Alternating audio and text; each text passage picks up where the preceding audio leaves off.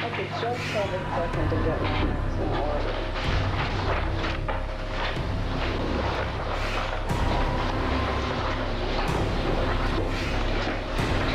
In the last few years since Ms. Atkins left parole hearing, I've had an opportunity to avail myself of almost 20 boxes of trial transcript in this case.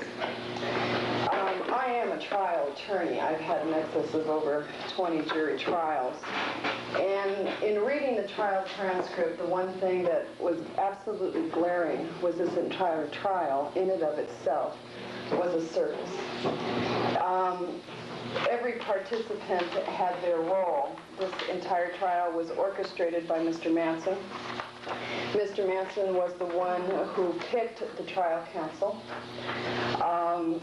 The trial counsel, the only trial counsel involved who had any criminal experience whatsoever was Patricia Krenwinkel's trial counsel, Mr. Fitzgerald. The other trial counsel had little or no trial experience whatsoever and had never done a murder case. So, whatever happened at this trial, it needs to be understood that it was orchestrated from the onset by Mr. Manson. In a New York Times article of January 4th, 1970, and we're going back pretty far, there was an evaluation sort of done on Manson's reason behind this crime. And what they had said in this article is that Manson was dealing with lonely, insecure people in need of a father figure, people who did not have much ego to begin with, and what he did in effect was to tear down that ego and substitute himself, thus achieving enormous control over his followers. They became empty vessels for whatever he poured in. As Susan Atkins said bleakly, I never questioned what Charlie said. I just did what he did. I just did whatever he asked me to do. He preached that women should be totally submissive to men, and the idea put into that song was recorded by the Beach Boys. To understand what happened in this case would take hours. But understanding how trial attorneys work will go back at the trial. Trial attorneys, including Mr. Bugliosi, develop a theory at trial. They have to. That is at the onset. And from that point on, once the theory is developed, then they produce and obtain and put on the stand any and every witness which would support that theory. That does not mean that everyone who knew what happened testified. It is a selective process in order to substantiate this theory. And Mr. Bugliosi's theory from the onset was Helter Skelter. Because the crimes themselves were so bizarre, that the theory that evolved out of that, Helter Skelter, was bizarre. And therefore, in order to sell that to the jury, that theory had to be as bizarre as the crimes themselves. But all of murder is very simple. Most murders are committed for very simple reasons. Jealousy, revenge, hatred, heat of passion. There are 1,001 reasons for murder being committed. And this murder is no different. Although heinous, it is no different. So let us go back to Gary Hinman. What happened at Gary Hinman's house? Mr. Manson was becoming more and more paranoid. He had believed that he had shot and killed a black drug dealer. That was Bernard Crowe. That was as a direct result of a drug burn perpetrated by Tex Watson. So Charlie went in with TJ to this particular house and got into a confrontation with Bernard Crowe. And Charlie drew a gun and shot the man, but he didn't die. But Charlie didn't know that this man did not die until he met him in a hallway in prison several years later. Excuse me, I'm going to have to object. This has nothing to do with... I need you to respond. Okay. What I'm saying here, he believed that Gary Hinman had money. Bobby Beaujolais also had another reason for going to Hinman's house. He had been involved in a personal relationship with Hinman, and it's been often said that they had a homosexual relationship. So Bobby's reasons for going there were quite personal, and probably out of whatever hatred, revenge, or whatever that he felt. Had the girls been sent, just Mary and Susan by themselves, Barry Hinman would be alive today. But because Manson always sent the girls with one of his guys, these murders have taken place. So at Gary Hinman's house, you have Bobby Beaujolais taking out whatever vendetta that he felt at the instruction of Manson, and Mr. Hinman was killed. At the time, both Mary Bruner and Susan Atkins were in the house. It is Mary Bruner's testimony at Bobby Beaujolais' trial that it was Bobby Beaujolais who stabbed and killed Gary Hinman. My client did not kill him, period. Whatever she confessed to at the end of a very, very long trial at the Tate and LaBianca trial, she got the death penalty. There was no point in fighting any longer. Who wanted to go through another trial? Keep in mind, Bobby Beaujolais had 2 trials. It was then, therefore, easier just to go ahead and admit. And this was at the recommendation of her trial counsel, Day Shin, which I would like this board to duly note has since been disbarred. Getting to the Tate house, in and of itself, it was Linda Kasabian's testimony at the trial that Charlie had told her and the girls to get into the car and do whatever Tex told them to do.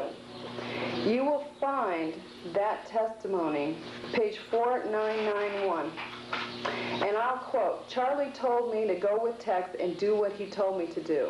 And I got in the car, and I believe Sadie and Katie were already in the back seat, and I remember Tex was standing over on the driver's side of the door, partly open."